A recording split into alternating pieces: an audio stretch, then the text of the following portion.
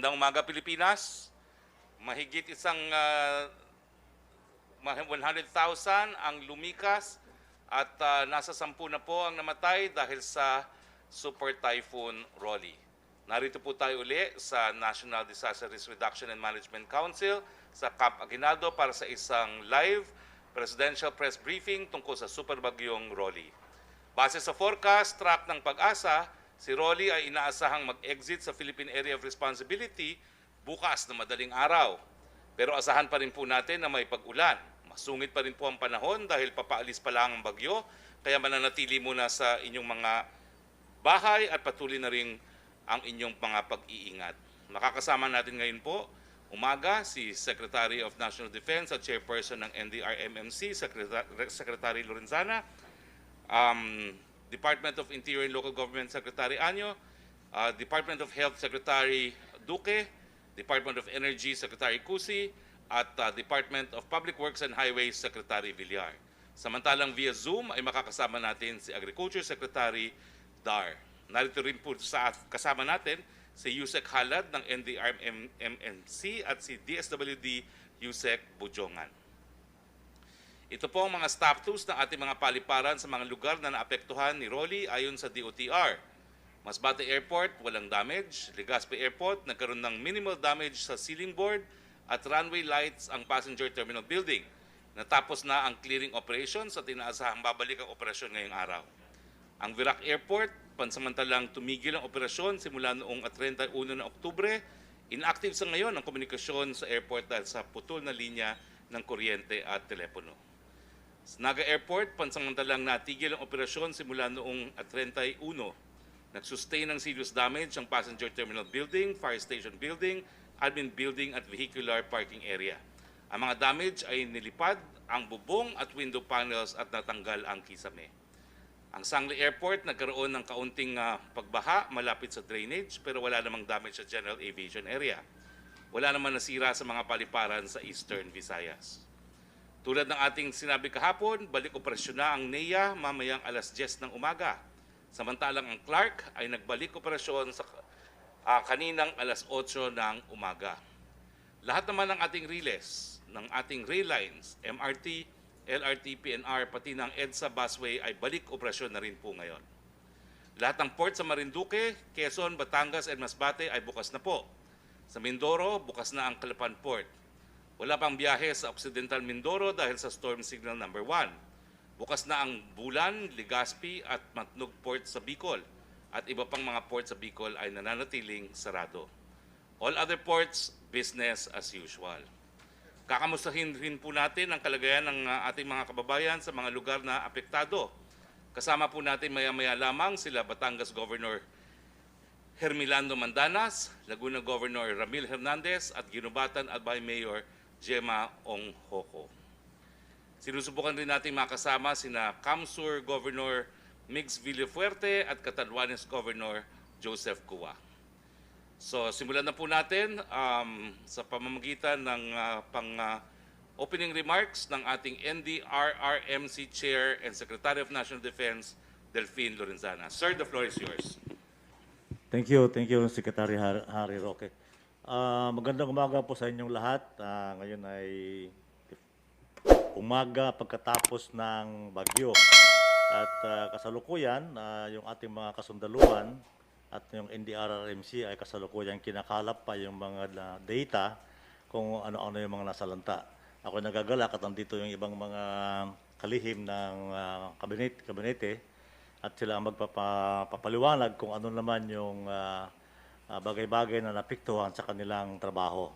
So, ibigay ko muna kayo kay Executive Director Secretary Yusek Halad para sa ulat naman ng NDRRMC. Maraming salamat po. Magandang umaga sa lahat. Ako po ay magbibigay ng updates tungkol kay Tropical Storm Rolly na dating super typhoon na naging typhoon and sa ngayon, as of the latest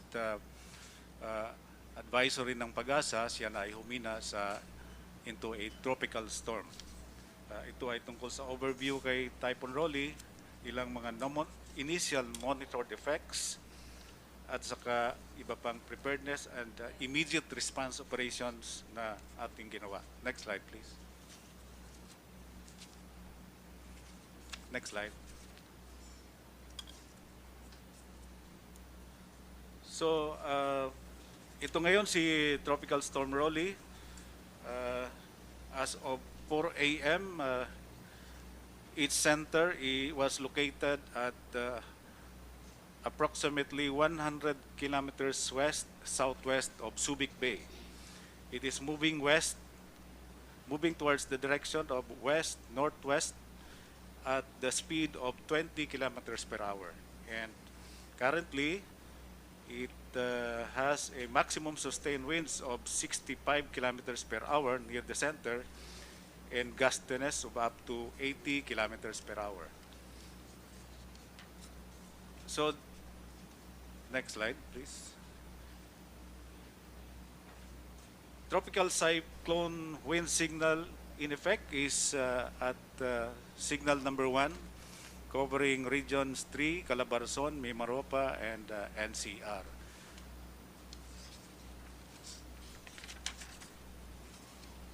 At ito yung monitored effects. Rolly affected or exposed a total of 12 regions. And the number of affected population are as shown, 372,653 families and composed of 2,068,000 individuals. So ngayon, sa initial report from our region, meron tayong 10 dead and 1 injured. And the cost of damage is still being assessed.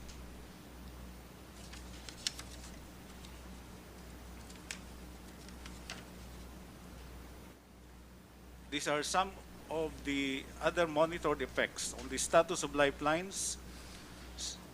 7 road sections and 4 bridges in Region 2, Region 3, 5, and CAR were affected or damaged.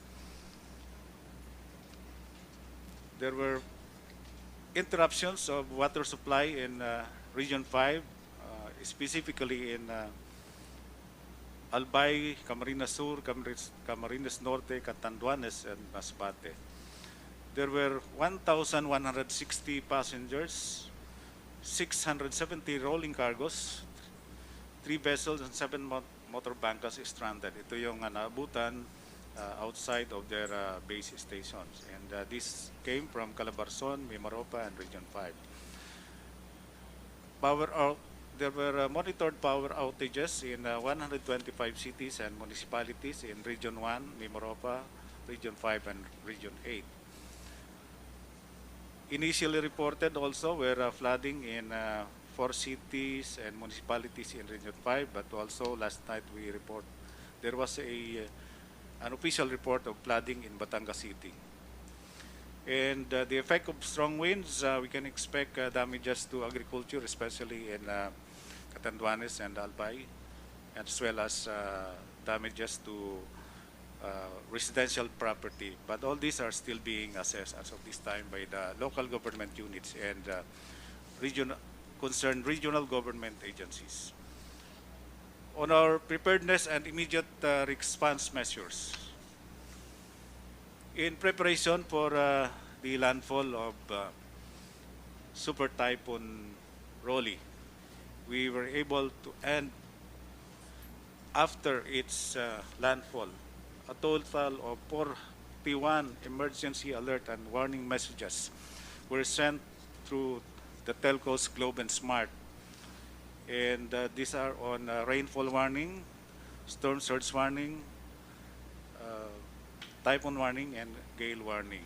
These are the kind of messages that were sent to all subscribers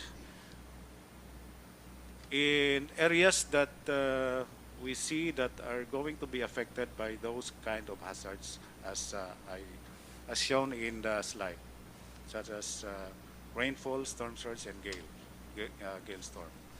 We also conducted a series of pre-disaster risk assessment meetings. These were presented yesterday already, The local government units, through the activation of Operations Listo of DILG, carried out preemptive evacuations, and we issued typhoon warnings, advisories, and other directives, and coordinated with concerned agencies to follow up on their preparedness measures, and set up in the operation center of NDRRMC here a combination of physical and virtual emergency operation center. We have activated the National Disaster Risk Reduction and Management Council response clusters. The representatives of the various agencies composing this are here inside these premises, coordinating with their respective offices in the central office, regional offices, and local government units.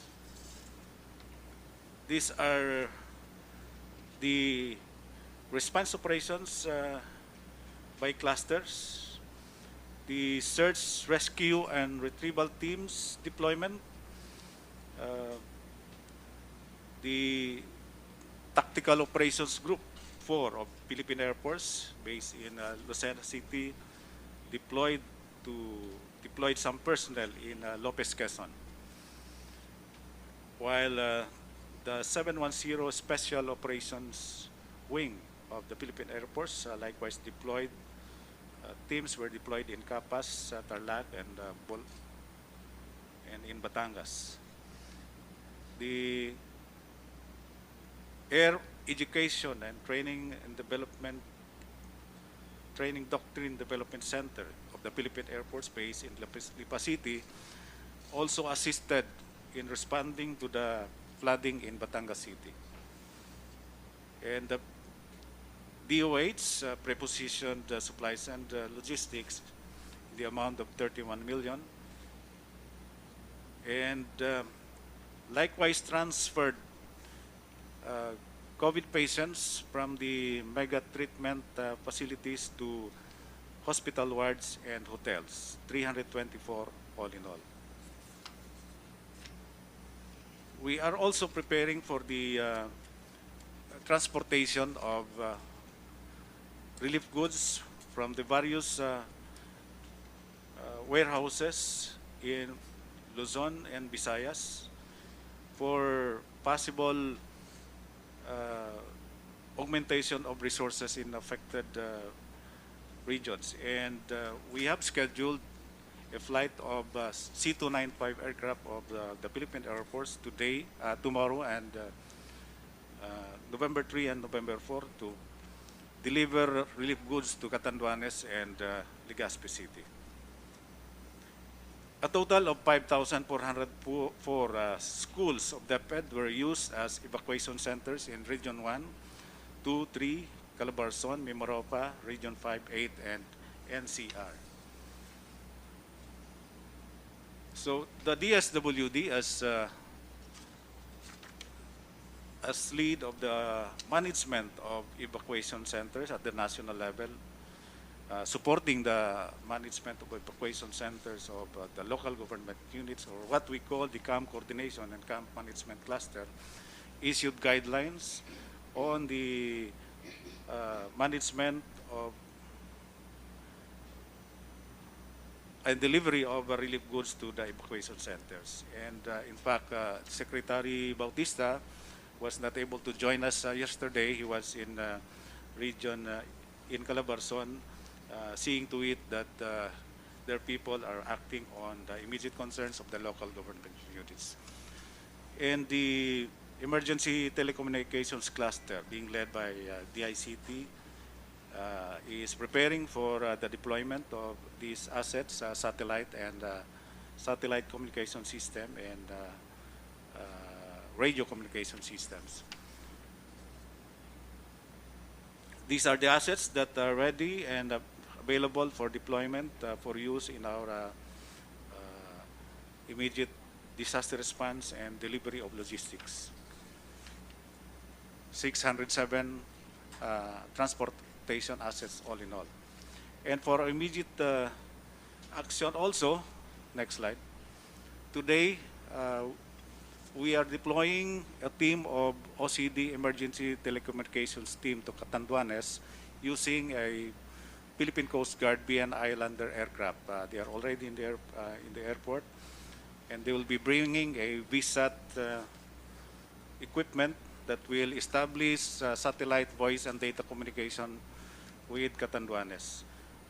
I would also like to report that the OCD Region 5 and 9th Infantry Division deployed a team to Catanduanes today using a Philippine Air Force helicopter that was led by Brigadier General Adonis Bahaw of the Assistant Division Commander of 9th Infantry Division, and Mr. Jesar Adornado of the Division Chief of OCD Region 5. They are already in Catanduanes, and is trying to establish communications with us through satellite phones. And the initial delivery of relief goods to Bicol is as shown. It will be today and tomorrow. We will also be deploying an augmentation of rapid damage and needs assessment team from the NDRMC in Catanduanes.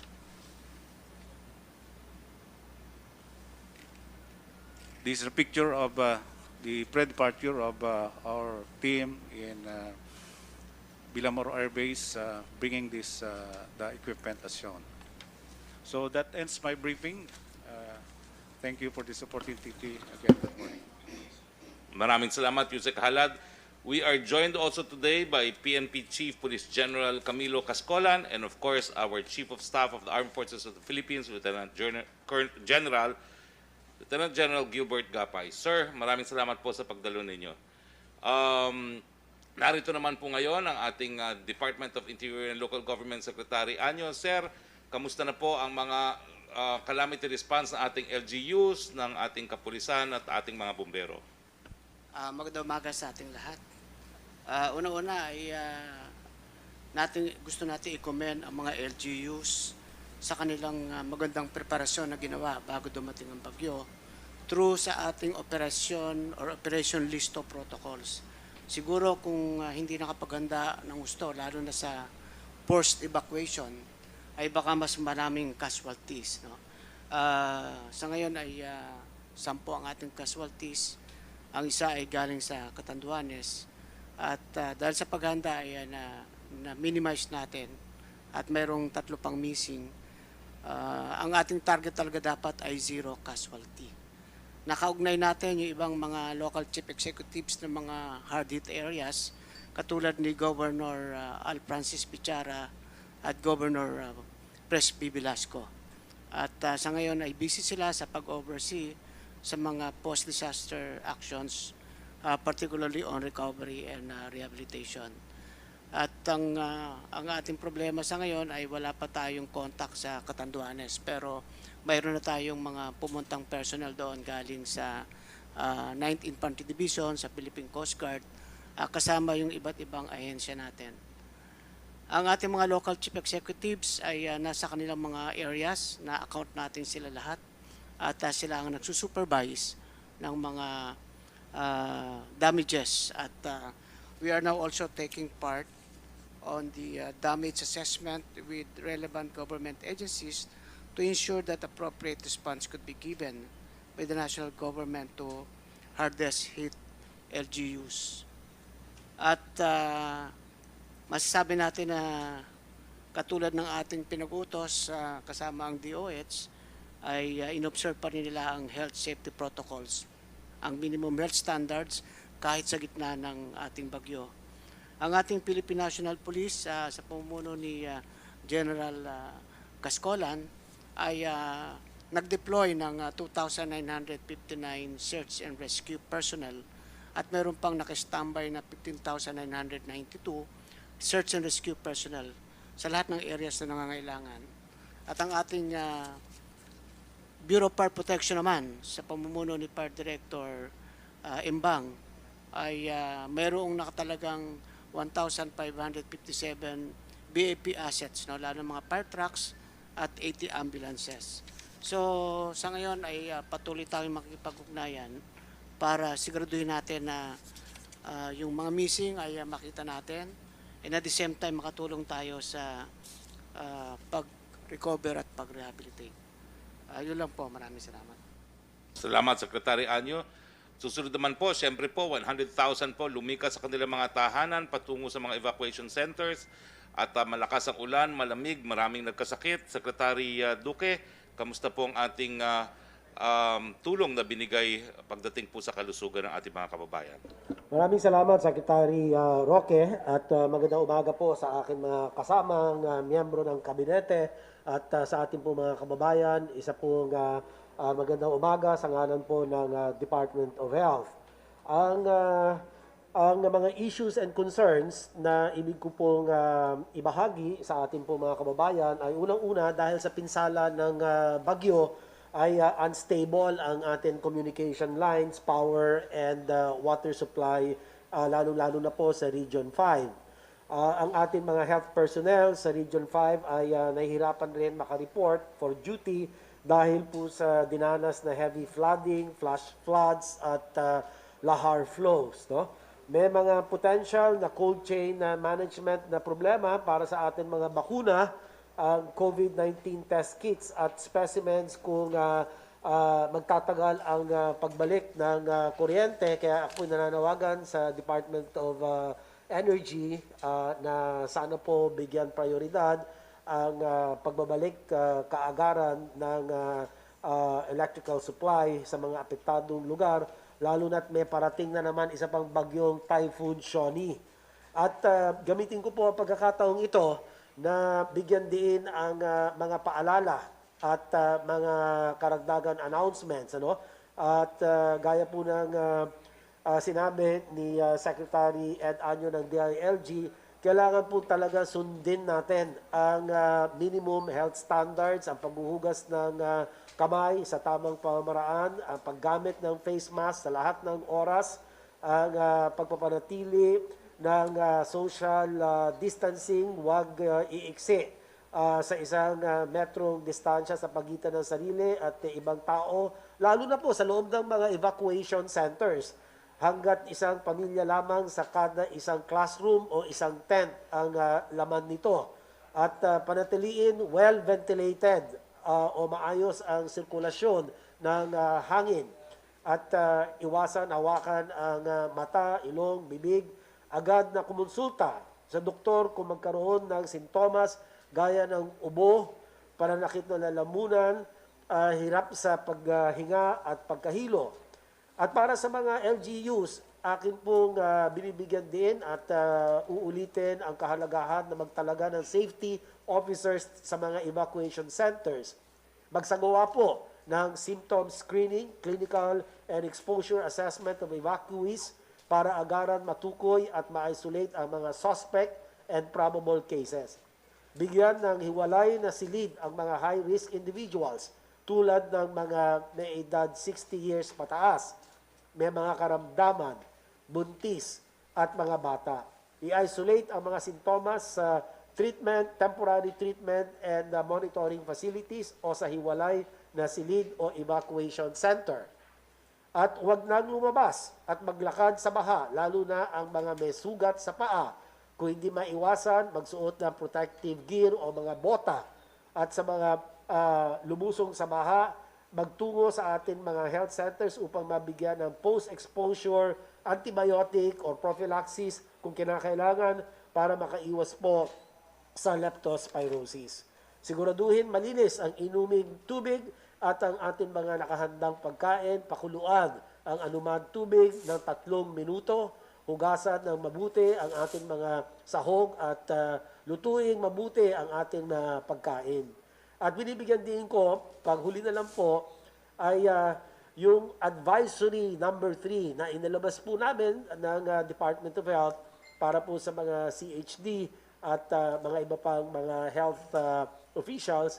Nais po namin linawin na hindi kinakailangan sumailalim sa testing ang ating mga responders as long as sila ay asymptomatic at walang history of exposure to a confirmed or probable case as certified by a physician. So hindi kinakailangan sumailalim sa testing. para sa ating mga nagre-responde. Mariin namin din pinapaalalahanan ang lahat na patuloy na sumunod sa minimum public health standards even in our disaster response efforts. Maraming salamat po, Spokesperson Secretary Roque. Salamat, Secretary Duque. Marami pong mga tulay at kalyang nasira dahil sa bagyong Rolly. Kasama po natin ngayon si Secretary Mark Villar. Sir, ano-ano po itong mga nasirang mga tulay at kalsada at ano na po ang status ng pag-repair natin? The floor is yours, Secretary Villar. Maraming salamat po at magandang umaga po sa ating lahat. At this point, there are 18 road sections closed due to traffic dahil sa Typhoon Rolly. Dalawa po sa Cordillera Administrative Region, dalawa po sa Region 3, isa po sa Region 4, at 12 po sa Region 5. This is due to series of slides, fallen trees, electrical posts, and flooding. Bago po dumating yung bagyo, nakapag-deploy po kami ng mga assets para sa road clearing sa mga regions na apektado. Ang na-deploy po is 777 pieces of heavy equipment and vehicles, 518 tools and light equipment, at nakapag-deploy kami ng 4,931 personnel bago po dumating yung bagyo.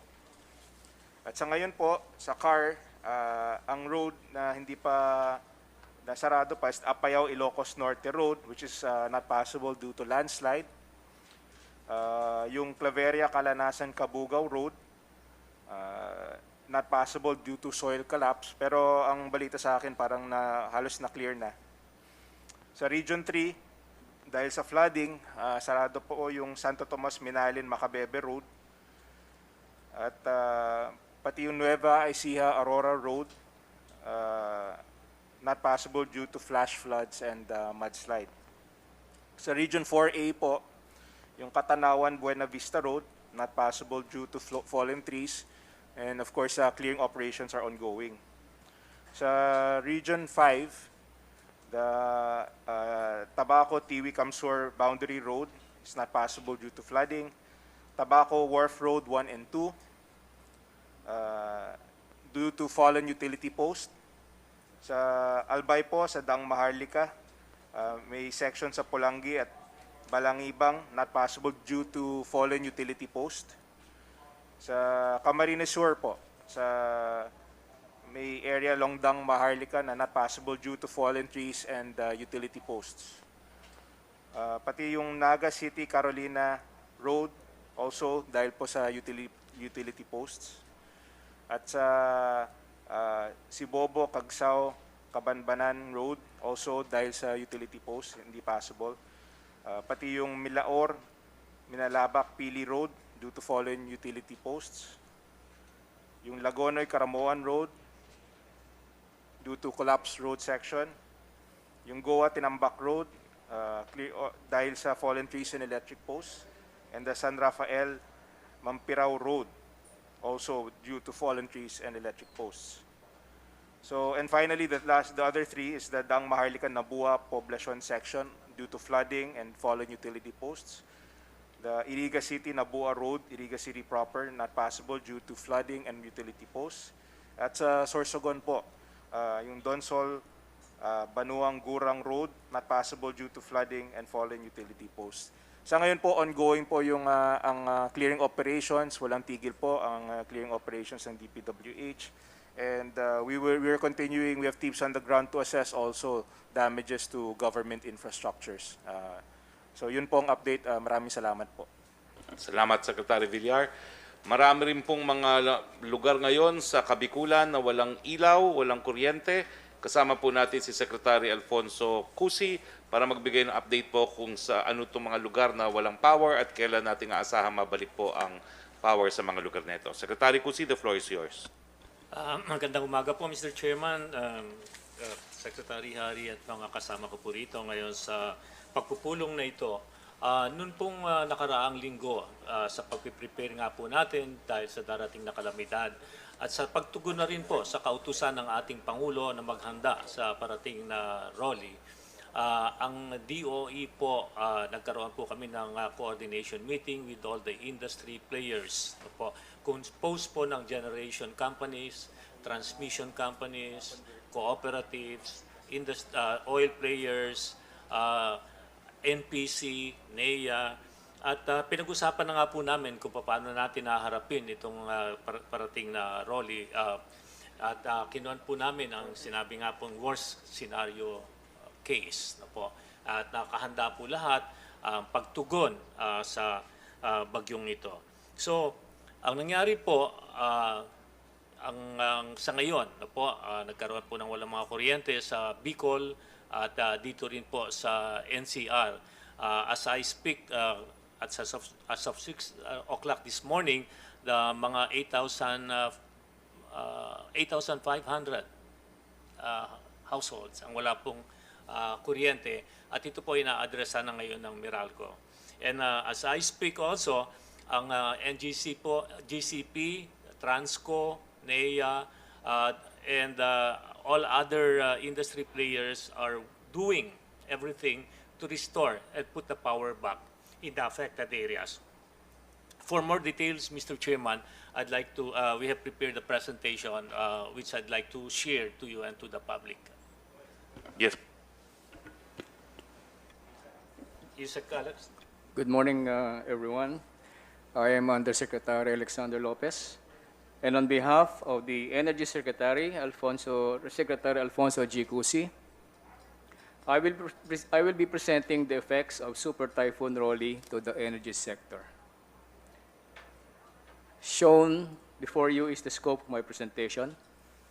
I will be providing the latest update on the power situation of the affected areas, followed by the oil supply situation, and lastly, the actions that the department did immediately. Next chart, please. As mandated, the Department of Energy oversees all efforts and activities of the government relative to the energy services. Next chart.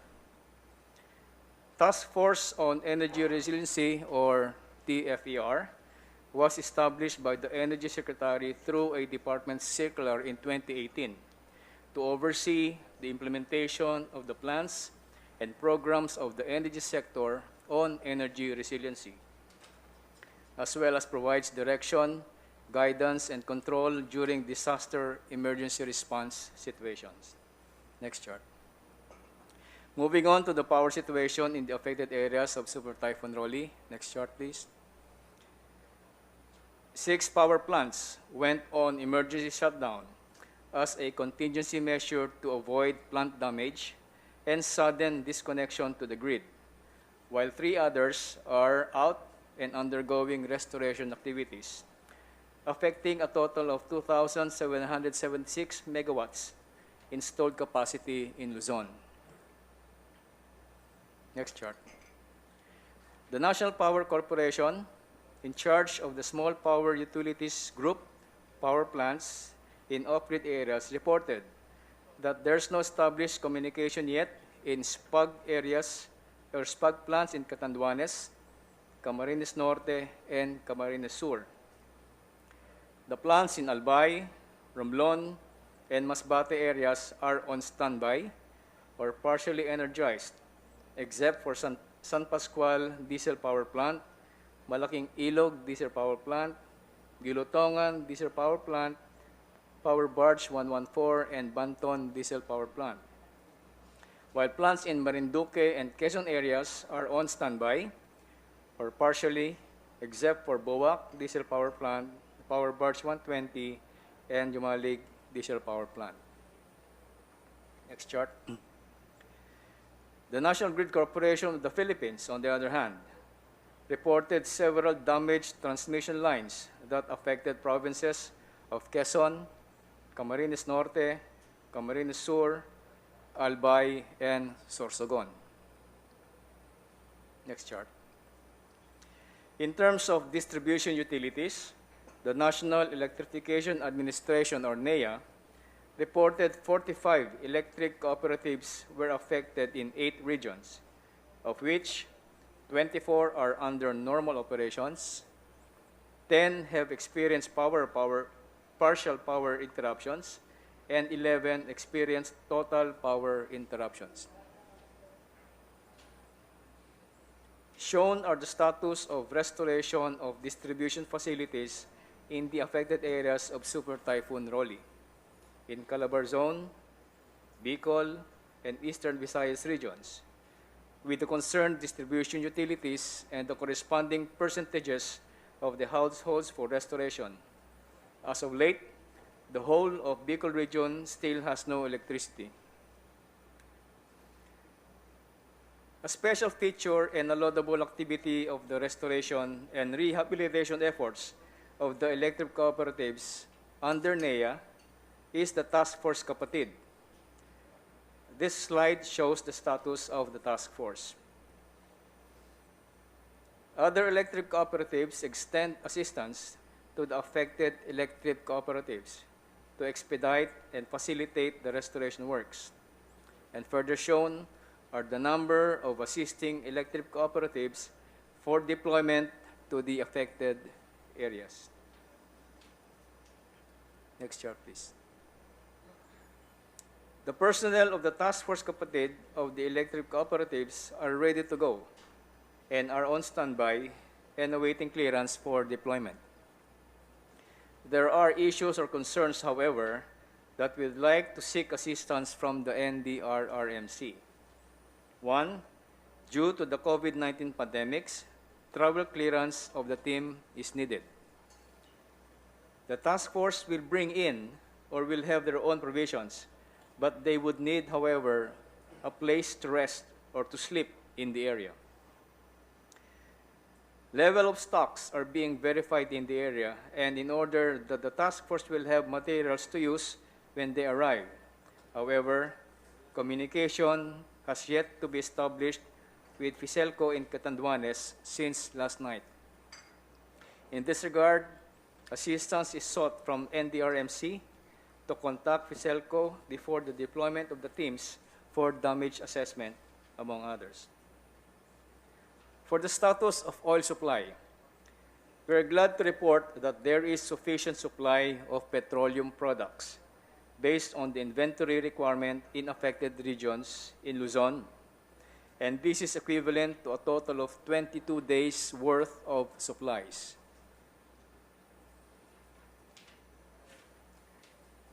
Allow me to mention some of the actions immediately done by the department. The DOE met with the National Grid Corporation of the Philippines, or NGCP, to discuss the details and the updates and the identification of strategies for immediate restoration. It was agreed upon that the DOE will arrange a meeting between the NGCP together with the power generation companies in Regions 3, 4A, and the NCR in order to ensure the reliability of the grid soonest.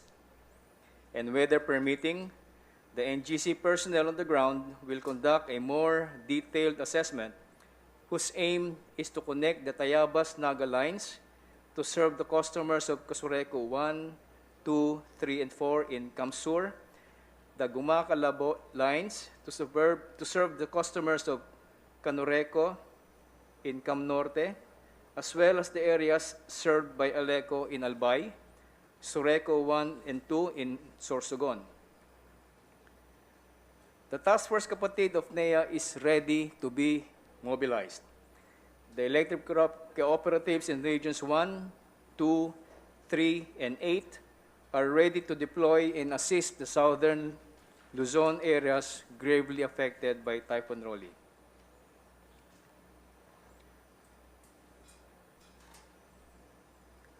Thank you, That Mr. is my Chairman. presentation, sir. Thank you very much. Thank you, Sec. Pusi.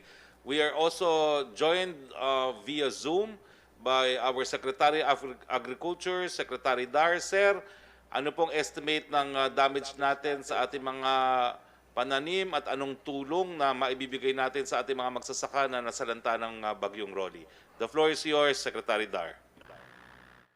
Maraming salamat, Spokesari and colleagues of the Cabinet. Good morning again.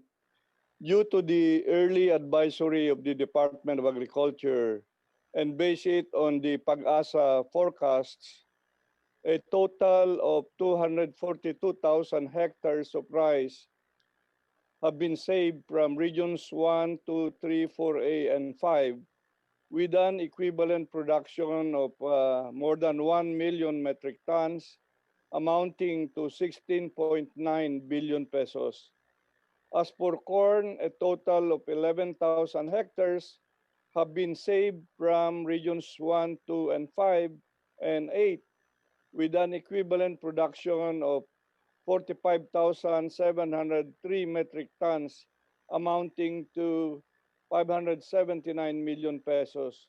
So ito po yung na-save. Now, going forward, the actions taken by the Department of Agriculture is in close coordination with concerned national government agencies, local government units, and other DRRM-related offices for the impact of Typhoon Ruli and available resources for interventions and assistance, as well as with water management related agencies for flood risk monitoring and dam water release. Close monitoring have been done and continue to be done for validation of the agricultural damages and losses that may have been incurred in the sector. Now, let me mention that as of today, this morning, the initial estimated agricultural damages and losses is totaling 1.1 billion pesos, which has been brought about by Typhoon Ruli. Earlier, Typhoon Quinta brought damages to almost 2 billion pesos.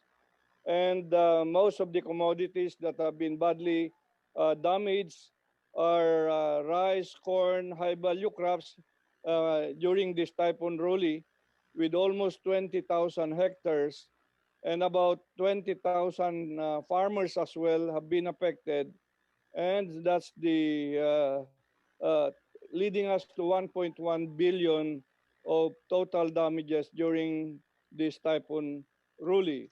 Now, what are the available interventions that we can give or pursue during the rehabilitation stage for those affected by Typhoons Quinta and Ruli? The Department of Agriculture assures affected farmers and fishers of the following available assistance. A total of 133,326 bags of rice seeds. This is for replanting.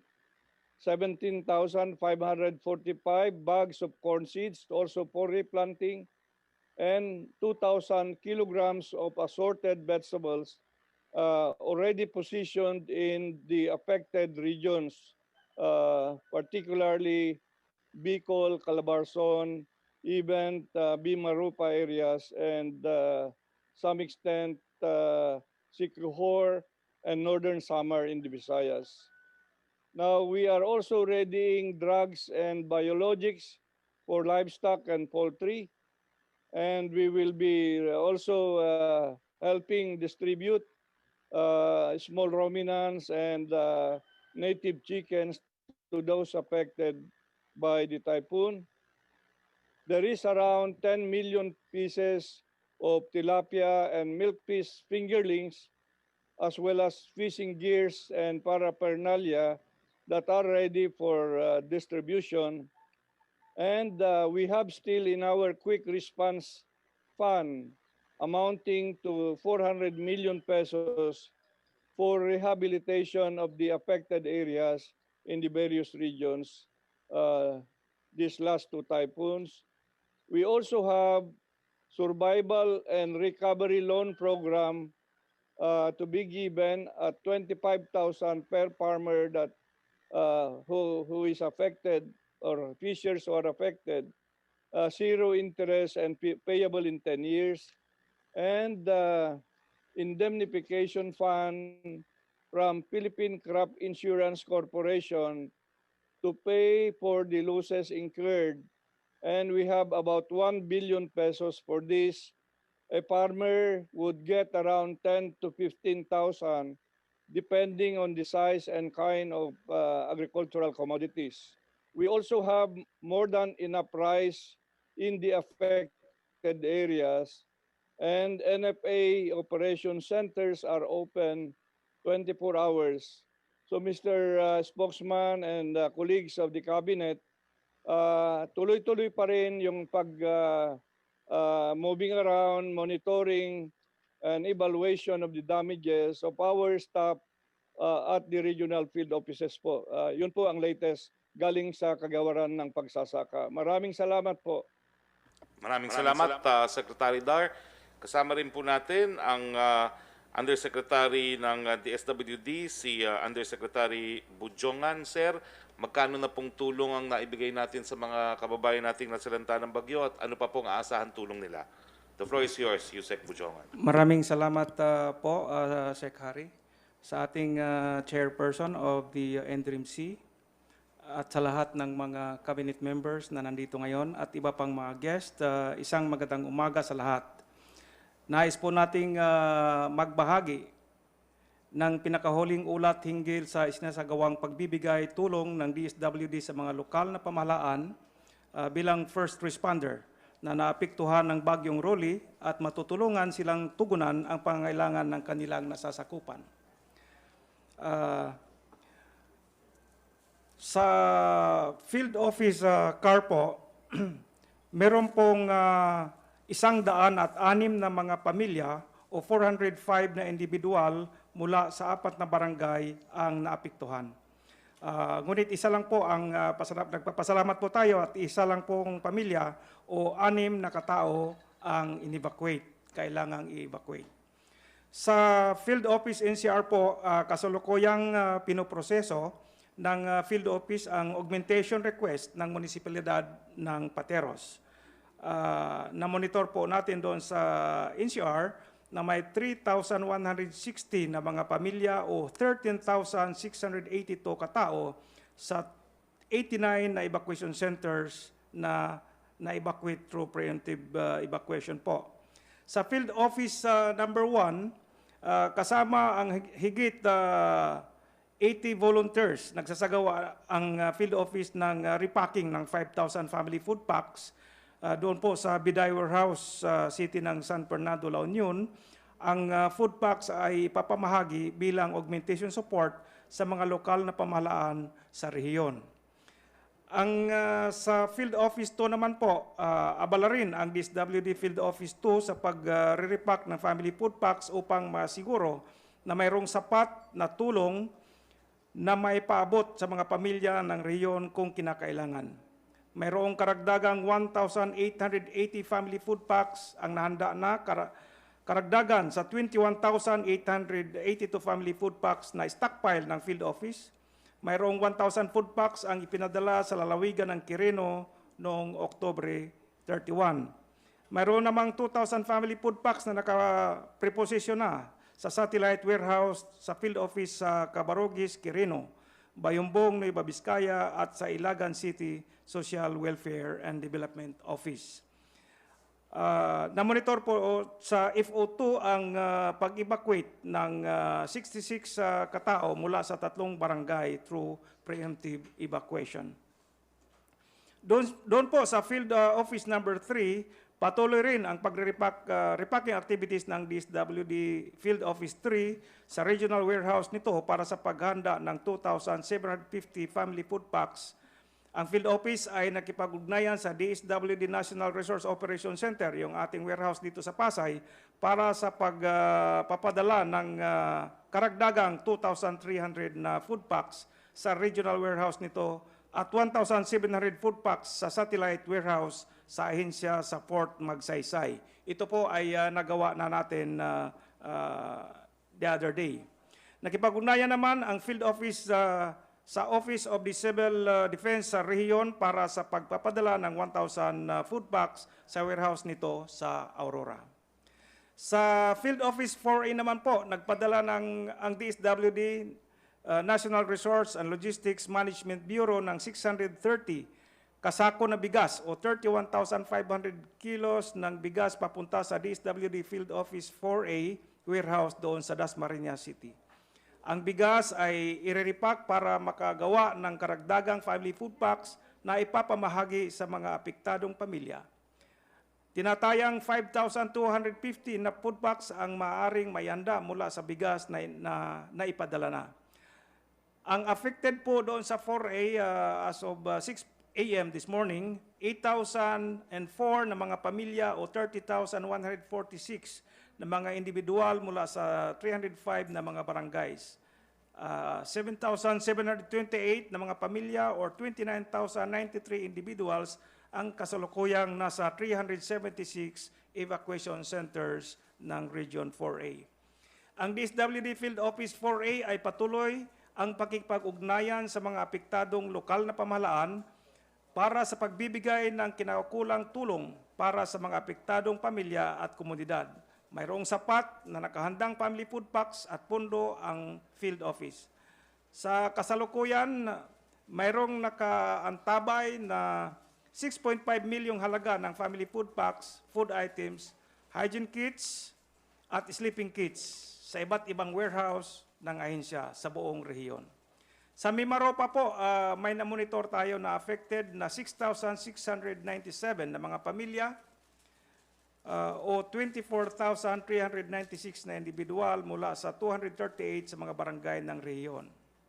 Sa Field Office number 5 po, doon sa Bicol, aktibo pa rin ang provincial at municipal action teams ng Field Office ng 6 na probinsya sa rehiyon at mahigpit na nakipag-ugnayan sa provincial at municipal disaster risk reduction management offices para sa pagbibigay ng tulong o augmentation sa ating mga local government units. Sa kabuuan po, gusto ko pong iulat na nakapamahagi na ang DSWD ng family food packs at non-food items na nakakahalaga na higit 164,000 pesos sa probinsya ng Albay. Samantala, tayo po ay nagpapasalamat sa International Organization for Migration or IOM para sa kanilang donasyon na 500 modular tents na kanilang ipinahatid na maaari nating gamitin bilang temporary shelter ng mga apektadong pamilya. Today, we will be pushing forward more family food packs, although meron nang naka-stockpile doon sa area sa Catanduanes and Albay via C-295 of the Philippine Air Force. Tuloy-tuloy po ang pagbibigay ng DSWD ng maagap at mapagkalingang serbisyo, serbisyong may malasakit, serbisyong may puso. Maraming salamat po. Salamat, Undersecretary Bujongan. Kahapon po, may na-report tayo si Joy sa Ginubatan, Albay, at nagpapasalamat mo kami sa DZRH dahil sila ay nag-forward ng information. So tanungin po natin kay PNP Chief Camilo Cascolan, ano pong nangyari doon sa bahay na tabunan sa Ginubatan at ano pa po yung mga search and rescue operation na kinundak ng ating kapulisan. Chief Cascolan, please. Salamat po, Secretary Roque. Ako po ang Deputy Chief PNP for Operations, si Police Lieutenant General Binag, Cesar Binag. At ang ating pong happy ngayon ay papunta po sa Bicol, kasama po ang aming staff para tignan din ang kalagayan ng ating search and rescue operation doon in support of our regional and local DRRMC. Nakausap ko yung regional director bago ako pumunta rito at yun nga, ang una niyang ni-report muna, tinignan muna namin yung kung na-establish na lahat ng communication line, lalo na sa Catanduanes.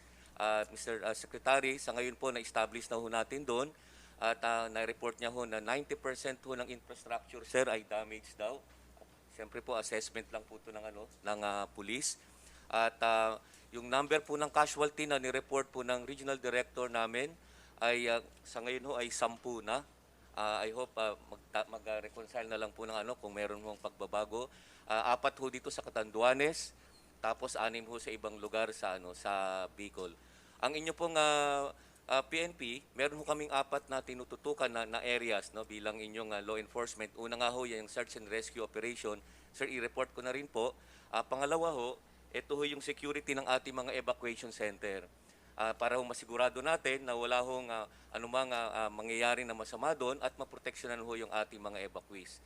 Sir, then pangatlo, tinututukan din po namin yung mga vacated areas, sir, para ho walang looting na mangyari.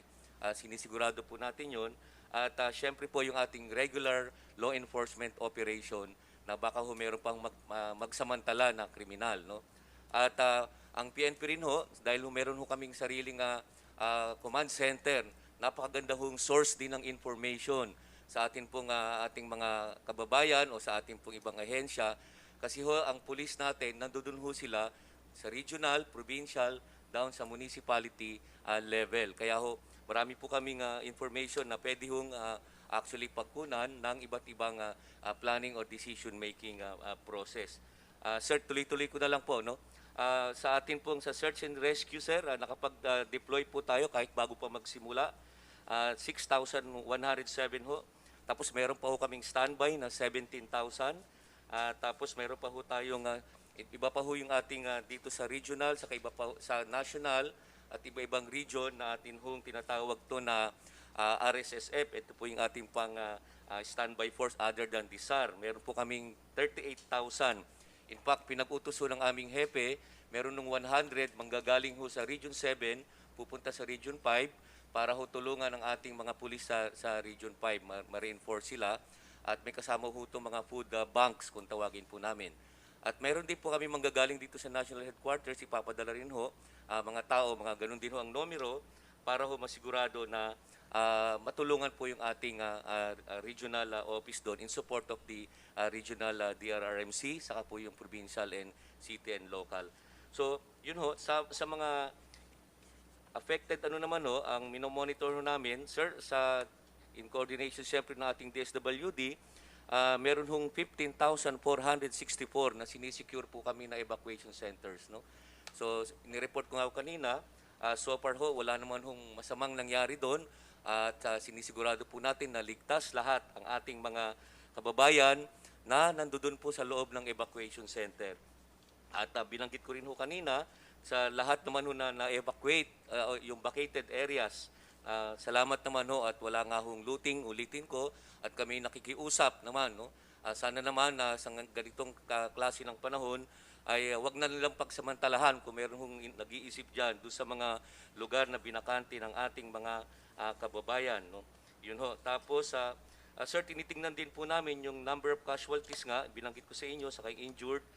We can also share this information, total number of road condition and possible, tapos flooded areas, etc. Pati ho yung communication, something that we can actually utilize ng ibang ahensya po. I know you have those numbers here, pero I know ay direkta sa aming mga hepe at sa aming mga provincial directors. So, sir, ang isa rin ho namin binabantayan dahil marami rin ho kami may mga pulis din ho kaming naapektuhan. Kaya ho ang ginawa ng ating hepe, pinag-utos na siguraduhin na lahat ng pulis na matatamaan ng bagyo, pinauwi muna ho namin, no? Kaya ho, kahit papano, with that kind of arrangement, meron ho mga pulis na o yung pamilya nila na kahit na naapektuhan ho, na pinagtutuunan din ho namin ng pansin. Doon naman ho sa ginubatan, sir, nandoon ho ang ating pulis sa report po ng ating regional director at talaga ho patuloy ho yung pagsuporta nila ho doon sa search and rescue, kasama po yung army ng local at yun nga ho ang nai-report nga sa buong Bicol ay 10 ho yung namatay. So for sir, yun po yung pinagtutuunan namin bilang yung pulis sa panahon ng ganito hong kalamidad. Salamat po. Maraming salamat, Deputy Director General Binag ng ating PNP. Kasama rin po natin, Lieutenant General Gilbert Gapay. Sir, ano pong report sa mga aktibidades ng hukbong sandatahan sa gitna ng Bagyong Rolly? Magandang umaga po sa ating lahat. With indulgence of the group, we have a brief presentation, sir, on updates on HADR operations of the Armed Forces of the Philippines. Go ahead po.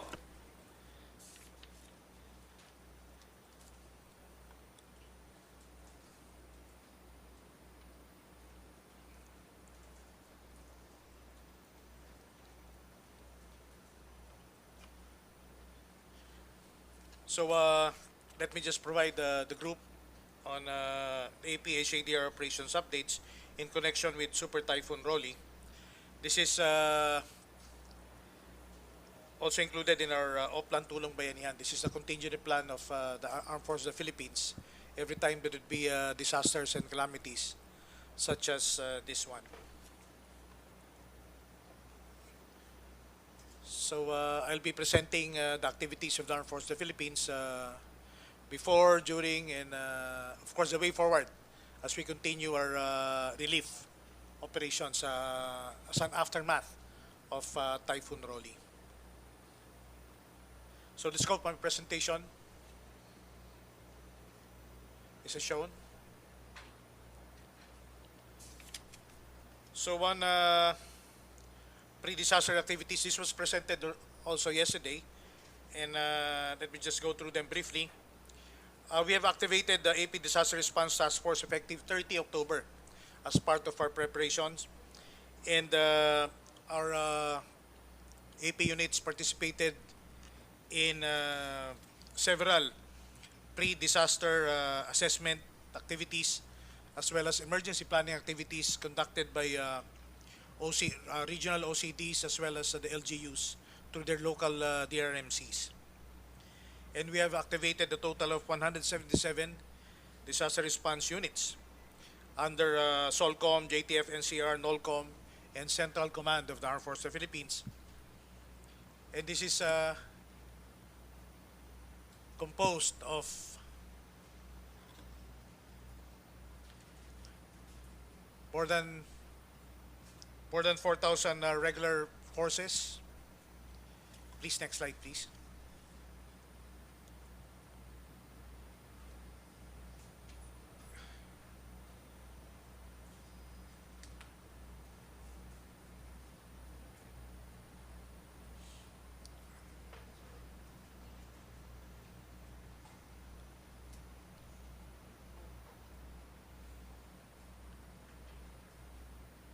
Okay, so we have activated a total of 177 DRTUs in the affected areas of Typhoon Rolly, composed of more than 4,000 regular forces augmented by CAFGUs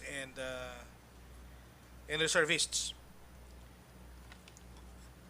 And we ensure the readiness of these DRTUs through inspections prior to deployment. There are some pictures of the preparatory activities which AFP has undertaken. Likewise, we participated in planning activities in coordination with the LGUs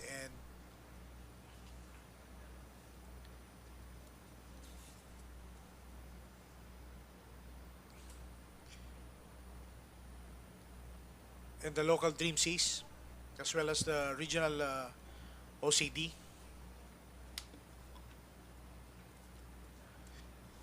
So next slide, next slide. Yes, next slide, please. I can see.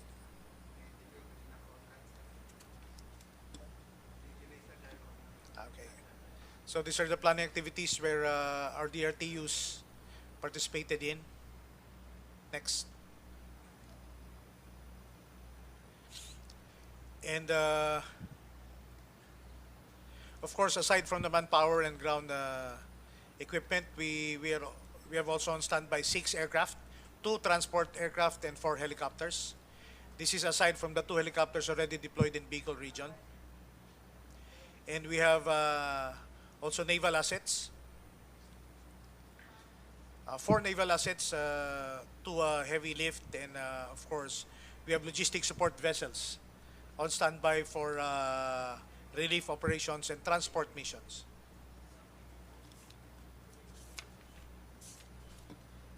So during disaster,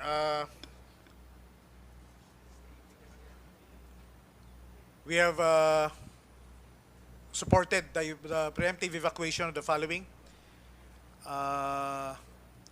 Preventive evacuation in some 1,500 barangays consisting of 71,000 families or 337,000 individuals. Next slide.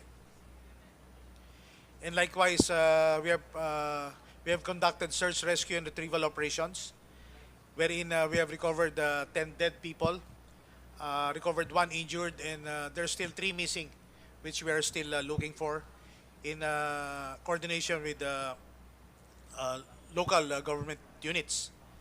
All of these are in Bicol region. Next.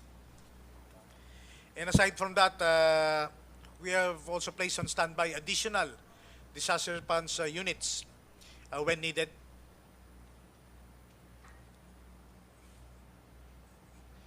And as reported by Yusek Hala this morning, we have assisted in damage assessment, particularly in Catanduanes, and deployed an Army signal personnel to restore communications in Catanduanes,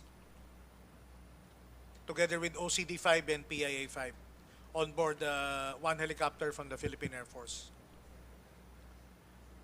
Next. And we have also deployed additional medical teams to assist local medical health units affected by Typhoon Roque.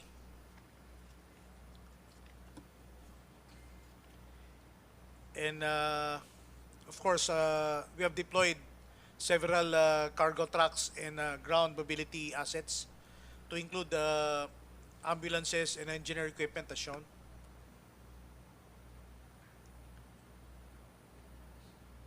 And our units also assisted in clearing operations. And here are some pictures of those operations in Barangay San Rafael in Castilla, Sorsogon, and of course in Batangas. And right now, in support to the other clusters, particularly on food and non-food cluster, we are assisting in repacking, and we're ready to transport the relief goods and food packs to the affected areas. And in support to the law and order cluster, our units are also assisting the PNP and LGU to maintain law and order in affected areas, so that nobody would take advantage of the situation. And in support to emergency telecommunications cluster, as I've reported earlier, we have dispatched one deployable signal team to Catanduanes to help restore communication in the province. And in support to the health cluster, we have also alerted medical teams from various AP hospitals, particularly in Bicol and southern Tagalog area. And I would also like to report we have conducted preemptive evacuation of COVID patients from quarantine facilities, particularly those from the Ninoy Aquino Stadium, the Rizal Memorial, as well as from our bagong Nayong Pilipino in Soler. The tents in Soler were damaged, sir. And the COVID patients were initially evacuated to Nice and Sogo hotels as part of our preemptive measures. Next. And of course, in support of the logistics cluster, we're ready to transport relief goods, other logistics and supplies to affected areas by sea, air, and land transport. In fact, there are already cargo trucks ready to roll out from Manila going to Albay to deliver the first batches of relief goods in the area. And before I end, let me just briefly outline our way forward. So, as the lead agency in search and rescue and retrieval operations, military units will continue to conduct SRR operations to retrieve other reported missing persons in affected areas. Likewise, we will continue to assist the OCD in their rapid damage assessment and needs assessment activities. And we will continue to assist restore communications in coordination with OCD and the LGUs. And we're ready to transport relief goods in coordination with DSWD, and additional engineering equipment are ready en route in the area to assist DPWH in the clearing of the roads and bridges affected by Typhoon Roque. So those are the updates coming from your AAP. Thank you. Maraming salamat, Chief of Staff Gilbert Gapay ng Hukbong sa Tatahan ng Pilipinas. Kasama rin po natin dalawang gobernador ng dalawang probinsyang nasalanta. Nakikita ko na po sa screen ay si Governor Hernandez ng Laguna. Siya nga ba ho yun? Ay, Governor, kamusta na po sa Laguna at ano pong mga pangangailangan ng Laguna sa national government? The floor is yours, Governor.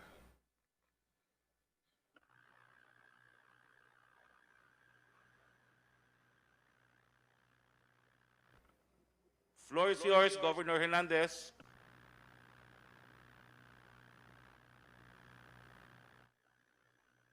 Hello. Okay po, the floor is yours. Salamat po. As of this hour po, from 7,500 families na nasa evacuation centers po natin, ay meron na lang po tayong 6,000. At ini-encourage po natin sila na talagang mag-uwian dahil hindi po ganun ka-advisable na magtagal sa evacuation centers gawa nga po ng ating COVID.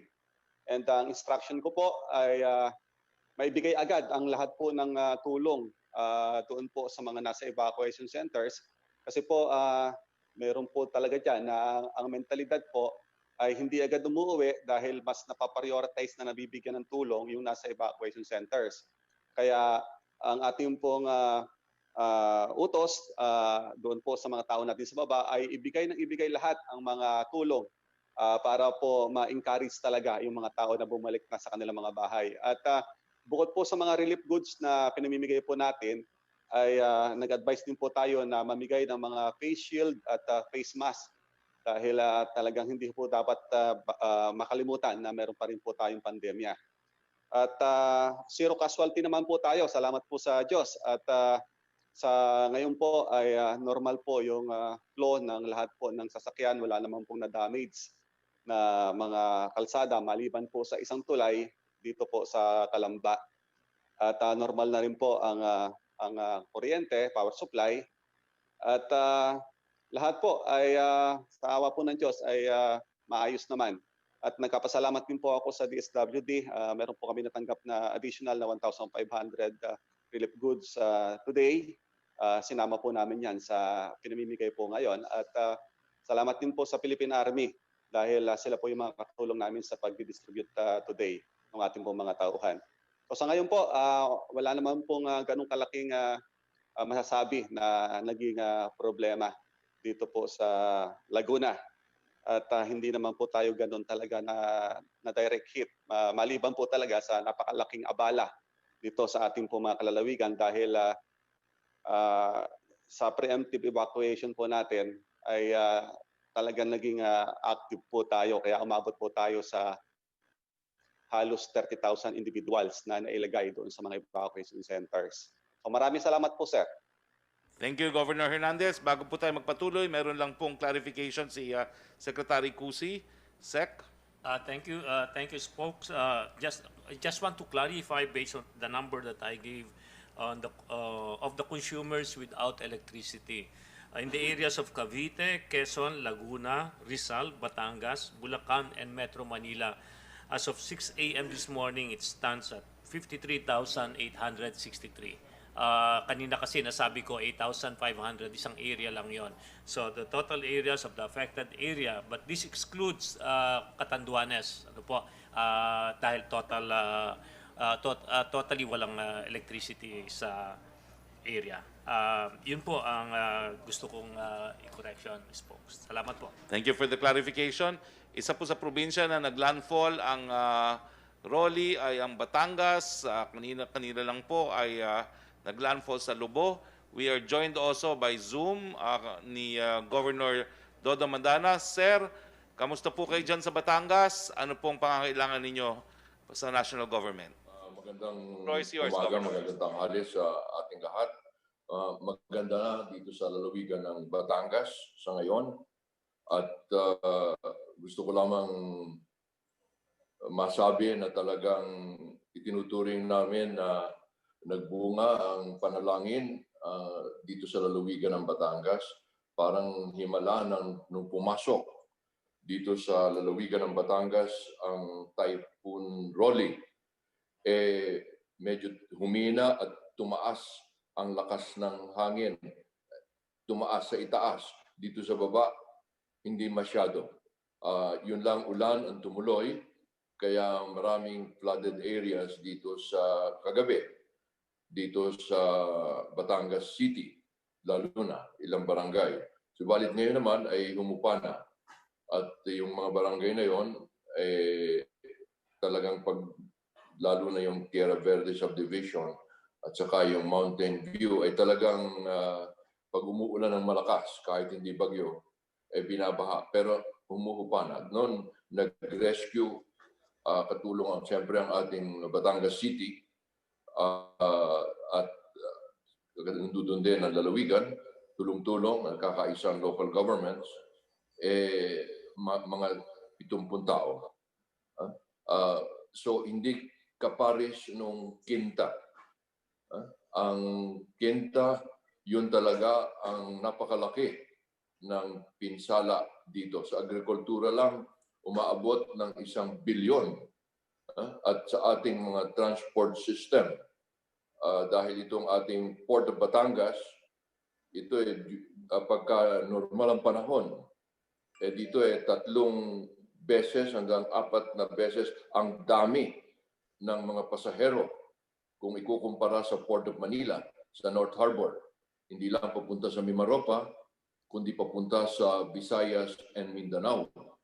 Ito ang simula ng, kaya dito, nung Quinta, umabot ng 1,600 ang stranded na hindi lang passengers, maraming cargo.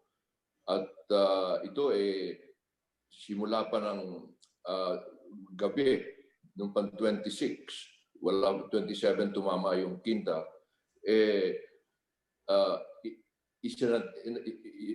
inilagay na sa masasabi nating safe haven yung mga roll-on, roll-off at mga shuttle.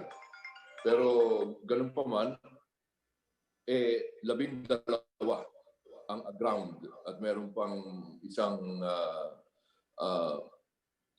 sasakyan, yate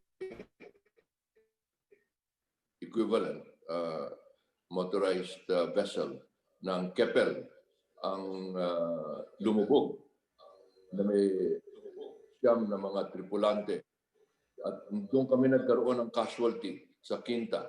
Dito sa Roli, meron kami ngayong isa lang ang missing doon sa ibaan namin dahil parang naglilinis ng kanilang drainage ay nahulog sa culvert. Missing pa hanggang ngayon. Dito ang Coast Guard, pinamumunuan ni Captain Tuvilla, ang napakalaki ng tulong. Hindi lamang ngayon sa Roli, kundi lalong-lalo na dito sa ating doon sa Quinta. Doon siguro may halos 100 bangka. Hindi lamang sa mga isda, pati yung mga tourism boats sa Anilao, Mabini, at sa San Juan, sa Laia, at ganun din sa Lubo, kung saan naglandfall ang Roli. Napakaraming bangka. At meron din mga napadpad na mga mangingisda hanggang at sa tulong ng Coast Guard ay na-rescue galing pa sa Lubang, Mindoro at Abra de Ilog, yung mga taga-Mabini at yung mga taga-Balaya naman. So mas malaki ang talagang damage dito ng Quinta kesa sa Roli. Sa totoo lang, ngayon sa aming response operation, yung mga nakahalang na punong kahoy sa mga national roads, well, pati na sa mga local government roads, inaalis pa dahil hindi naalis at dumating ang Roli. At papuntang from Batangas City, papuntang Lubo, sa Barangay de La Paz, malapit dito doon sa Monte Maria, malapit sa Ilihan Power Plant. At napapag-usapan ang power plant, gusto ko lamang ipalaala na nagpapasalamat kami ng lubos sa ating Department Secretary of Energy, Department of Energy, Secretary Kusi, Secretary Al Kusi. Maraming salamat dahil alam natin na ang paghahanda ang tunay na sagot sa sakuna. Paghahanda sa dasal, paghahanda.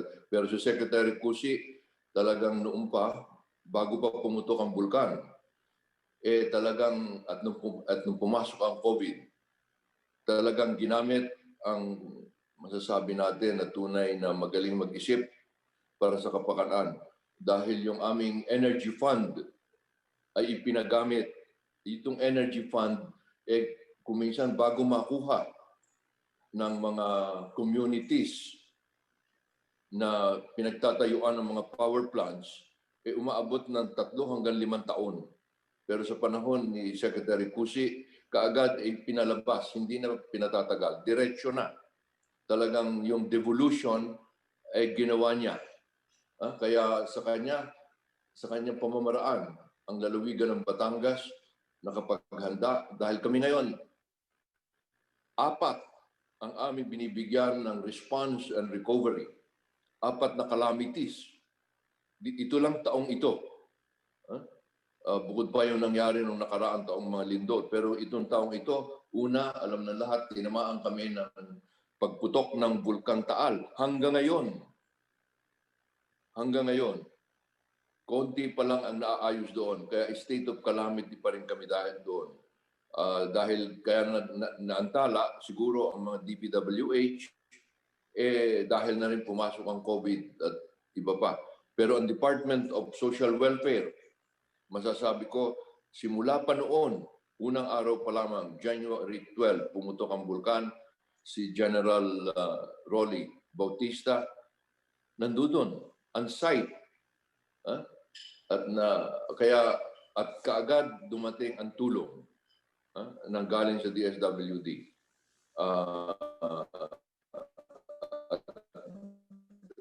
Ganon din, siyempre hanggang ngayon, ang armed forces natin, dahil sila katulong din sa peace and order sa pagbabantay sa ating mga power plants. Dahil ang Batangas, ito ang lalawigan na pinakamalaki ang power generation.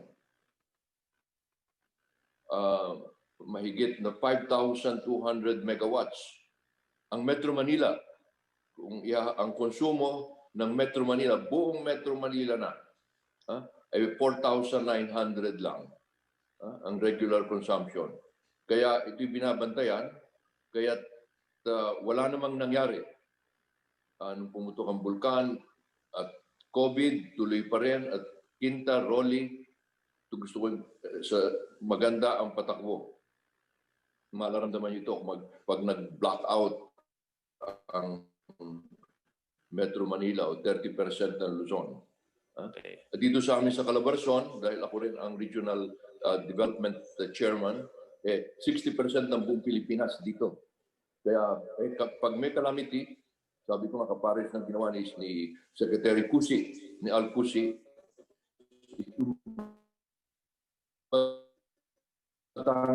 Governor, naging choppy na po kayo, Governor. Governor, choppy na po, but thank you very much. We'll go back to you pag naayos po ang linya. No? Meanwhile, meron po tayong updates from Pag-asa. Pag-asa, please come in.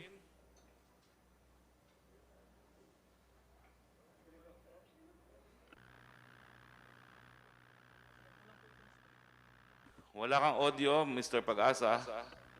Hello, good morning. Go ahead, narinig ka na namin. Go ahead. Ito po.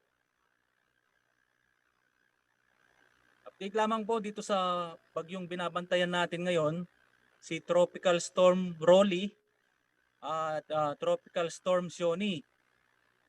Sa ngayon po, as of this time, si Tropical Storm Rolly nandito na po siya sa may West Philippine Sea at inaasahan po natin bukas lalabas na ito ng ating Philippine Area of Responsibility. Papalayo na po ito sa atin. Samantalang si Tropical Storm Sioni naman, ito po papalapit naman po dito sa atin at ang direction po ng kanyang movement ay pa west-northwest. Medyo may kabilisan po siya sa ngayon, 30 km per hour. So ito po yung track ni Tropical Storm Rolly at naasahan nga po natin na bukas labas na ito ng PAR. At sa ngayon po, as of 11 a.m. Severe Weather Bulletin, wala na po tayong nakataas na tropical cyclone warning signal, tinanggal na po lahat. At para naman po dito sa Tropical Storm Sioni, naasahan po natin na ito po yung kanyang forecast track. Naasahan po natin na lalapit siya dito sa may Northern Luzon, araw po yan ng Friday. Ano po yung naasahan natin dito? Maaari po tayong mag-raise ng Tropical Cyclone Warning Signal number 1, araw po ng Webes, dito po sa ilang lugar ng Cagayan Valley Region. At posible po na maglandfall siya ng severe tropical storm category o 89 hanggang 117 po ang lakas ng hangin yan. Nasa signal number 2 po ang pwedeng maranasan dyan. Possible exit PAR po yan, Sabado po, November 7. At yan lamang po ang update natin sa dalawang bagyo, si Rolly at si Sioni. Maraming salamat po. Maraming salamat po sa ating weather update galing sa Pag-asa. Nasa linya po natin ngayon si Mayor Gemma ng Ginubatan, Albay, isa sa pinakamatinding hinagupit ng Bagyong Rolly. Mayor, are you on the line? Hello, yes. Good morning po. Opo, kamusta na po kayo dyan sa Ginubatan at ano pong maitutulong ng iba't ibang departamento dito sa Maynila? Go ahead please, the floor is yours. Okay, sa ngayon po, Secretary, ang kailangan po ng constituents namin is food po. And yung matutuluyan po nila. And syempre po, kailangan din po namin ng yung hello. Narinig po namin, go ahead. Apo. And sir, yung kailangan po namin yung malilipatan po sana nila po. Nandito po si DSWD Undersecretary Bujongan, sir. Kailangan daw po ng food packs sa Ginubatan. Yeah, noted po, Sec. Parating na po yung ating family food packs doon sa area. Maraming salamat Opo. po, no? Okay, Mayor. Opo. Anyway, nandito pa po tayo, pero pupunta muna tayo sa ating open forum. Again, this is a special presidential press briefing. So kasama po natin ang men and women of the Malacañang Press Corps. At dahil nasa NDRMMC tayo, kasama rin natin ang Defense Press Corps. Unang magtatanong muna po, Yusek Roque. Questions from the Malacañang Press Corps? Wala kang audio, Yusek Roque. Opo. Go Hello? ahead. Okay na? Opo. Good morning, Secretary Roque at sa ating pong iba pang opisyal ng pamahalaan. Ang tanong po mula kay Rosalie Cos, ano po ang assessment ng national government sa ginawang paghahanda ng mga lokal na pamahalaan sa Metro Manila bagamat hindi po masyadong naapektuhan ang Kapitolyo gaya ng inaasahan? Well, tingin ko po ang paningin ng Presidente, he would like to commend all local government units, all departments and agencies of government dahil napakita naman po natin na dahil sa ating kahandaan, nabawasan po natin yung aberya. Gaya ng sinabi ni Secretary Anyo kanina, the goal should be zero casualty, pero dahil tingin ko naman po, nag-evacuate ang mga tao, nagkaroon ng forced evacuation, nabawasan po talaga ang ating casualties sa bagyong ito. Sa susunod po, we will still aim for zero casualty, so we still ask for the continuing cooperation of our people. But thank you very much to all the men and women comprising the agencies and instrumentalities of the Philippine government, including the local government units and the public in general po. Second question po niya, kumusta naman po ang monitoring ninyo sa ginawang aksyon ng mga lokal na pamahalaan sa mga pinakamatindi ang epekto ng Bagyong Rolly? Sa tingin niyo po ba ay nasunod nila ang protocols na ibinaba ng NDRRMC kaugnay ng Disaster Preparedness at Response? Bakit po oo at bakit po hindi? Nakaapekto po ba sa dapat nilang gawing preparations ang COVID-19 pandemic at saan pong aspeto sila dapat mag-adjust o mag-improve pa? Secretary Anyo? Salamat. No? Una-una, maganda ang performance ng ating LGUs. No? As early as October 30, nagsisimula na tayo ng forced evacuation. In fact, kahit sa lugar na kung saan lumihis ang bagyo, katulad ng NCR, ay tuloy ang kanilang evacuation. In fact, nandun pa sa kanilang evacuation centers yung iba. Kasi nakakasanay yung pagkain eh. So, ipapakain na rin natin to. Siguro bukas pa makakabalik yan. Ano? Ito naman ay through operation list to protocols. Alam na kagad ng ating mga LGUs ang gagawin bago dumating ang anumang typhoon or disaster. Lalo na yung pagde-designate at pag-activate ng kanilang operation center, ang pagtatalaga ng mga search and rescue teams, at ang pag-aayos ng mga evacuation centers at pag-evacuate.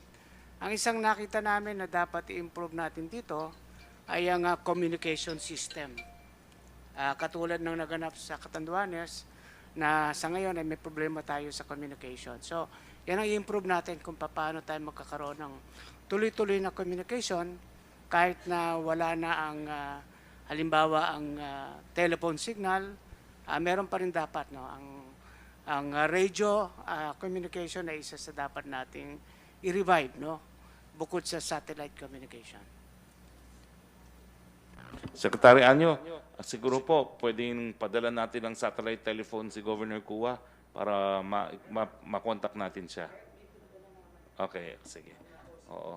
Pwede ko kaya natin subukang kontakin ngayon si Governor Kua para dito sa ating press briefing via satellite phone. Subukan po natin kontakin si tapos si Yusek Halad po. Yes, sir. Actually, meron nang na-deploy doon na kanina. May dala-dala yung team na pumunta doon. May dalang satellite phone, kailang still. Nahirapan silang magkaroon ng contact with OCD Region 5 in Legazpi City. Siguro dahil sa makapal yung cloud cover, hindi makapenetrate. But on the way to Birak now is the BN Islander of the Philippine Coast Guard. Merong dala-dalang equipment yon na satellite communication with strong cloud penetration capability. So pagdating noon, baka sakaling maka-establish tayo ng contact. Sana po makontak natin si Governor Kua habang tayo po ay nagpe-press briefing. Next question, Yusek. Question from Jam Punsalan ng ABS-CBN. Why was the briefing held only yesterday after Rolly's first two landfalls, and why did the President fail to join even just through teleconferencing? Unang-una po, hindi ko alam kung ano yung unang tanong. Why was? Ano yung unang tanong? Why was the typhoon briefing held only yesterday? Well, dahil inaasahan po nga natin yung landfall kahapon, no? At saka sa totoo lang po, araw ng linggo naman yon. Pero miski araw ng linggo po, nandito po lahat yung kalihim para nga po iparating ang kahandaan ng gobyerno sa pagbibigay ng tulong doon sa mga nasalanta ng NDRMMC. So ang tanong po, bakit lang kahapon? Kasi kahapon naman po pumasok yung bagyo, no? At bago po yan, patuloy naman po ang briefing na ginagawa ng NDRMMC. Ako po ay nakatutok doon sa mga briefing na ginagawa ni Yusek Halad para sa kahandaan bago pa po tumama ang bagyo. Now, ang tanong na pangalawa po ay ating presidente, we were all informed po sa cabinet na kinakailangan mag-PCR test. Preparatory usually po yan to meeting the president. So, ang sabi po sa akin ni Senator Bongo, depending on whether or not they can fly back to Manila, baka nga po mag-address ang Pangulo sa taong bayan mamayang hapon muli. No? Pero si Secretary Duque arranged na po PCR test dito na po sa NDRMMC, and thank you very much, Secretary Duque. But then again, we will have to wait for confirmation dahil depende po yan whether or not authorities will allow the planes, the President's plane to take off for Manila. Next question, please. Before its franchise rejection, ABS-CBN's disaster coverage included updates from regional reporters, experts' opinions, and donation drives. With another storm coming, how is the government augmenting the info gap in far-flung areas that have lost access to the coverage? Sa tingin ko po, nagbibigay pugay po tayo sa lalong-lalo na sa mga PTV reporters, sa PIA. Gumagana po yung communication infrastructure ng gobyerno sa panahon ng aberya. So sa tingin ko po, wala namang vacuum at nandyan din po ang ating mga pribadong news agencies, nandyan po ang TV5, nandyan po ang GMA7 at nandyan po yung mga matatapang at magagaling, masisipag na reporters ng radyo. So sa tingin ko naman po, wala pong nagkaroon ng communication vacuum. Ang third question niya, Malacañang said last week it would ask President Duterte if he's willing to release his SALN despite ombudsman restrictions. Any update on this? Tsaka na po natin pag-usapan yan. Dito muna tayo sa Baguio. Okay. Lipat naman tayo sa defense reporters. Yes. Dire-diretso na muna. Go ahead. Yes, Secretary, salamat po. From PTV, for DA daw po, immediate need ang mechanical dryer. Nagsasamantala ang mga traders. Bumenta ang palay as low as 6 to 7 pesos. 16 and 18 pesos yan kapag tag-araw. Ngayon tag-ulan, swerte na kung kukuhanin ng 11, 12 pesos. Saan po yan? Saan area yan, Yusek Roque? Secretary, hindi po nabanggit dito. Secretary Dar, meron ba ho tayong mga mobile drying facilities na pwedeng mapadala? Secretary Dar? Nasa linya pa ba si Secretary Dar? Okay, next question. Pararating po natin kay Secretary Dar yung pangangailangan ng mga drying facilities dito sa mga lugar na nasalanta ng bagyo. Next question, please. Yung next question niya, nabanggit niyo na, sir, para dun sa gagawin yung aksyon para makontak ang Bato Catanduanes. Ang susunod pong tanong ay mula kay Joseph Morong para sa NDRMC. Katulad din po niyan, ano daw po nangyari sa Catanduanes? Meron na po ba daw report na extent or damage?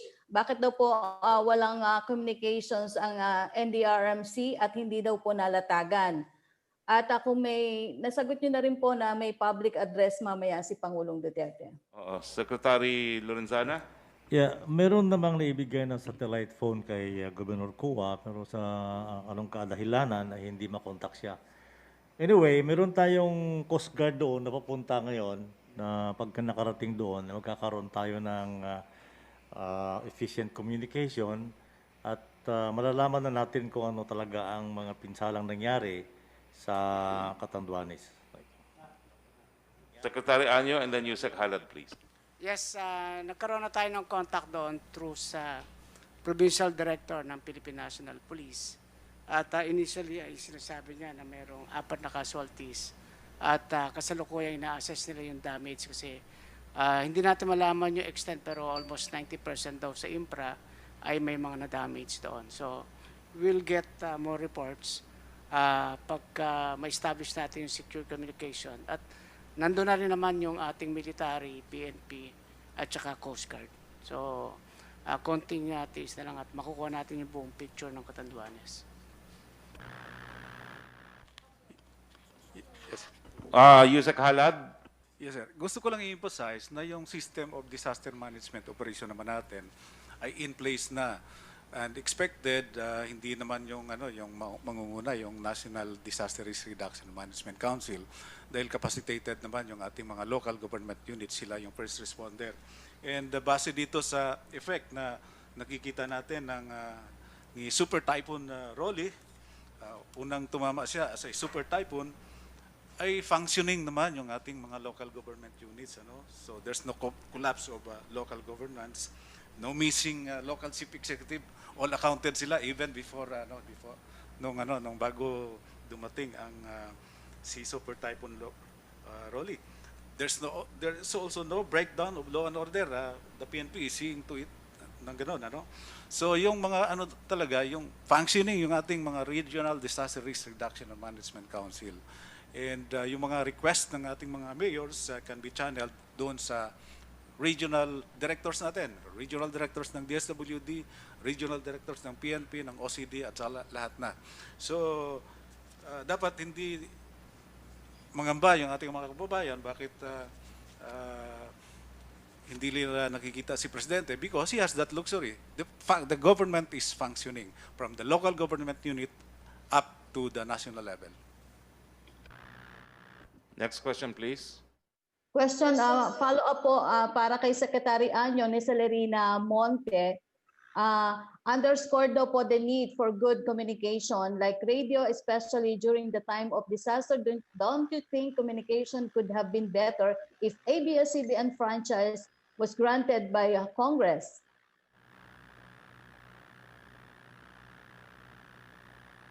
Well, gaya ng sinabi ko po, no, yung yung radyo pong komunikasyon, yan po yung two-way radio na tinatawag, no, o radio network, no.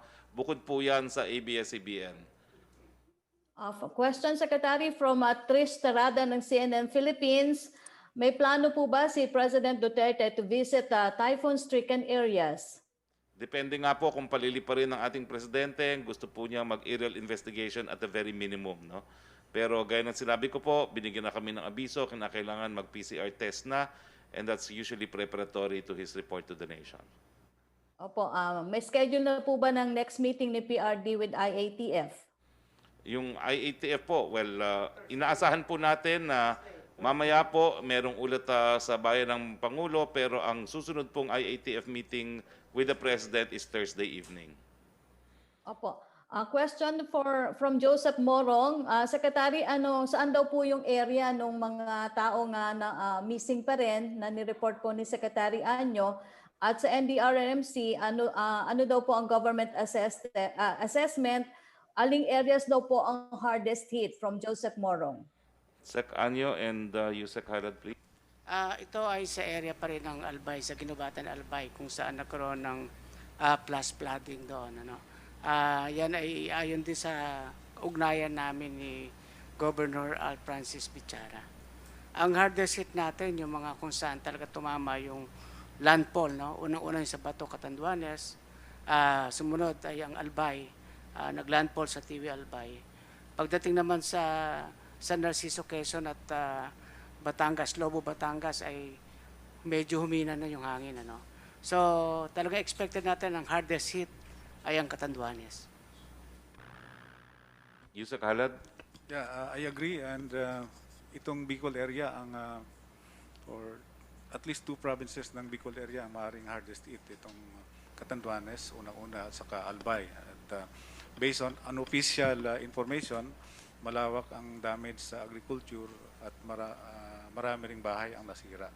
Yun mainly ang karamihang sira. Plus of course, some doon sa ating roads and bridges. So sa ngayon, ang effort naman natin is responding to the effects, providing assistance to the victims of the disaster. Next question, please. Wala kang audio, Yusek. From Henry Uri ng DCRH, matapos daw po makita ng Pangulo ang pinsala ng bagyo, ano na po ang kanyang mga salitang nabanggit? May mensahe po ba ang mga Pangulo, lalo na sa pamilya ng mga biktima? Antayin na lang po natin mamaya, no? Opo. Okay, yung second question po niya, nasagot na po ni Secretary Anyo at ni Yusek Halad. Ganun din po yung tanong ni Pia Ranyada, yung update ko nasaan ang Pangulo, nabanggit niyo na po Secretary Roque.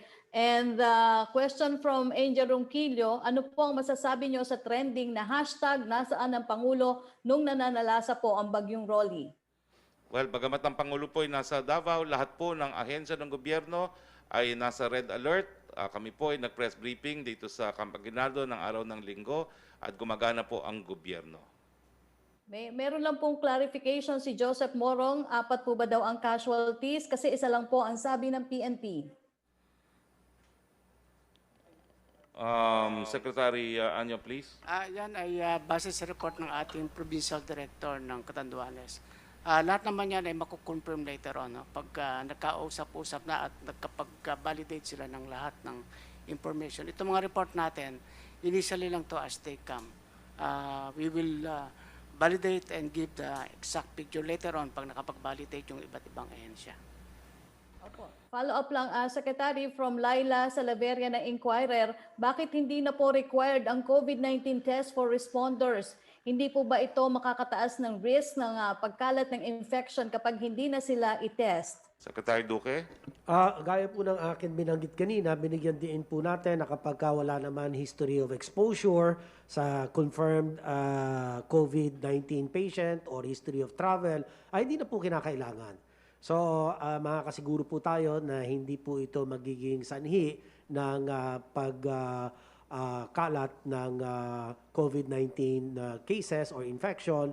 Bagkus kinakailangan ang pagpapaigting ng minimum health standards compliance. Okay, salamat po Secretary Roque, Secretary Duque. Maraming salamat. Punta naman tayo kay Director Mark, spokesperson ng NDRMMC para sa mga questions galing naman sa Defense Corps. Mr. Secretary, good morning po. From the Defense Press Corps, may question po si Carlo Mateo from DZBB. Sa laki ng epekto ng bagyong Rolly sa Southern Tagalog, gaano kalaki ang kakailanganing pondo hanggang sa recovery phase at saan kukunin ang pondo na ito? Follow-up sir, ilang araw ang kakailanganin upang maibalik ang cellphone or internet signal para magamit ng mga nasalanta sa Catanduanes at magamit sa pagbabalik ng online classes? Sa unang tanong, i-assess pa po natin ang danyos, no? Dahil ngayon pa lang po lumilinaw ang panahon. Pero kahapon pa po nag-text sa akin sa Executive Secretary Medialdea, ang sabi niya, yung mga naubusan na ng calamity funds, humingi lang sila ng replenishment at gagawa naman po ng paraan ng gobyerno yan. Sa pangalawa po, sa telecoms na sagot, oo nga, no, dapat inimbita natin dito ang DICT. No? Pero gaya ng sinabi ko kanina, we will only begin po the assessment now. No? At hayaan nyo po sa sunod na press briefing natin, imbitahin po natin ang DICT at ang NTC para sa kanilang assessment sa damage sa ating komunikasyon. Thank you, sir. The next question comes from Martin Sadongdong of the Manila Bulletin.